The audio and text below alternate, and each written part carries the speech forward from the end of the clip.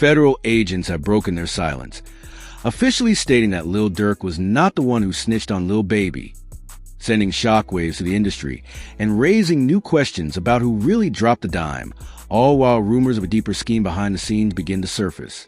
For weeks, the hip-hop world has been caught in a firestorm of betrayal, accusations, and rapidly shifting alliances. The alleged snitching scandal involving Lil Durk and Lil Baby has spiraled into one of the most intense and dramatic stories in rap history. Social media exploded with opinions. Receipts were being demanded, and even giants like 50 Cent and Katt Williams got pulled into the vortex.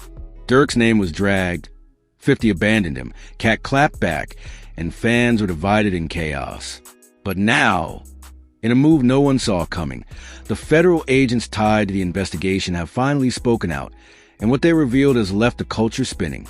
According to a high-level source within the federal investigation, Lil Durk, who had long been accused of snitching to gain favor with prosecutors, was in fact approached to cooperate, but ultimately refused.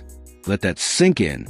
All the headlines, all the YouTube theories, all the shade on Instagram and Twitter. Turns out it might have all been based on a lie. The feds didn't reveal who the real informant is, yet that part of the mystery remains locked up. But what they did clarify is enough to force everyone, especially those who were quick to cancel Durk, to stop and rethink everything. The backlash he's been facing, the support he lost, the brands backing away, the fans turning their backs. It might have all been for nothing. Worse, it might have been a result of a deeper play to tarnish his name on purpose. Let's take it back for a moment. The entire situation kicked off when Lil Baby was suddenly taken into custody in connection with a quiet but intense RICO case being built by the Atlanta Police Department. It came seemingly out of nowhere. 1 minute, Baby was moving like a boss, the next, gone. Just days later, in a move that raised every eyebrow in the game, word broke that Lil Durk had been released. The timing was suspicious, almost too convenient. Speculation exploded. Whispers turned accusations. Then, rumors began swirling that Durk had handed over fake evidence to the feds in an effort to appear cooperative. People said he snitched, then lied. The internet dragged him through the mud. Even 50 Cent, someone who had stood beside Durk and invested in his freedom, cut him off completely, telling the world Durk could rot in jail. He shifted his entire support structure over to Lil Baby and turned his back on the OTF general. And then came Katt Williams, the outspoken comedian, who's never one to sugarcoat, stepped into the chaos and flipped the narrative. In his viral takedown of 50 Cent's move, Katt pointed out what nobody else wanted to say out loud. There was no proof, no paperwork, no tape, no real confirmation that Durk had snitched, just rumors and 50's word. Katt called 50 a puppet master, said he was playing power games, and warned the industry that there was more going on than anyone realized. Turns out, he might have been exactly right.